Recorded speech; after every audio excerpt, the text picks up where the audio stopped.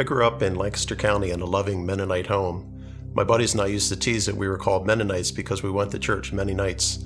At the age of 16, I decided I had enough, and I decided to stop going to church altogether.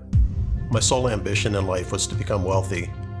I wanted to have new cars, expensive homes, and travel the world. My spending became out of control. I had a lot of self-confidence. I started to think that although God was in charge up there, I was in charge down here. In the late 90s, I moved to the island of Maui, where I met and fell in love with Pam.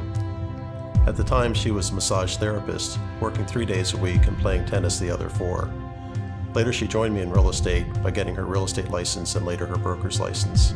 In 2007, Maui real estate sales came to a complete stop, and about a year later, I was diagnosed with a carotid body tumor. We went 2 years without a paycheck. In 2008, we moved into a home that we owned in North Carolina. The home was completely gutted. We were putting all of our utility bills, our food, the remodeling costs on our credit cards. We even borrowed from our 401k just to keep up with the mortgages that we had already entered into. But it just got to be too much.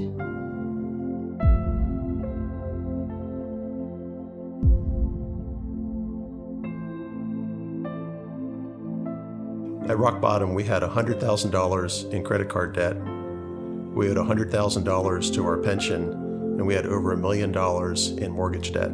Our kitchen was completely gutted. We were washing dishes in the bathtub. We were eating rice and beans and rice, and macaroni and cheese every day for dinner.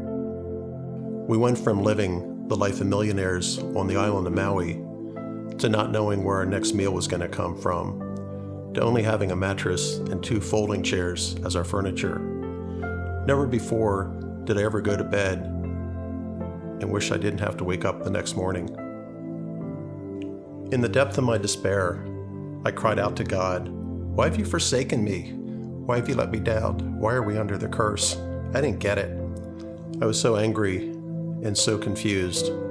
Right after my shouting match with God, we heard a knock on the door.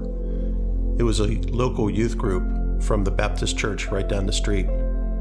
They were sweet, so kind. Their eyes were so clear. They invited us to church that next Sunday. They said that a new pastor was coming into town and that maybe we'd want to join them. While attending this Baptist church in North Carolina, we decided to sign up for a financial class. And part of the class was that you memorized a verse each week. While on our daily walks through the neighborhood, we would memorize these verses together, which was really exciting because we were for the first time looking to God's word on our finances, and we were doing this as a couple. It touched us so much to actually hear God's word about our finances. I mean, he spoke about steady plotting brings prosperity, and a hasty speculation brings devastation. He spoke words like, just as the rich rule the poor, so is the borrower servant to the lender. One verse that really comes to mind that just gave us some real clarity was 1 Chronicles 29:11 through 13. That everything in the heavens and earth is yours, O Lord, and this is your kingdom. We adore you as being in control of everything. Riches and honor come from you alone, and you are the ruler of all mankind. Your hand controls power and might, and it is at your discretion that men are made great and given strength. In the last 5 years, we've been able to pay off all of our credit cards in full, and the loan that we took out to our pension has also been paid in full. Our properties have now all sold, so all the mortgages have been paid. All of this has been done while making tithing a priority in our lives.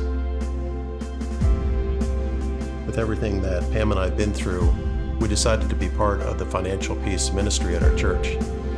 Even more important to us is that we work with young couples that want to hear God's perspective on finances so that they don't end up going down the same path that we did.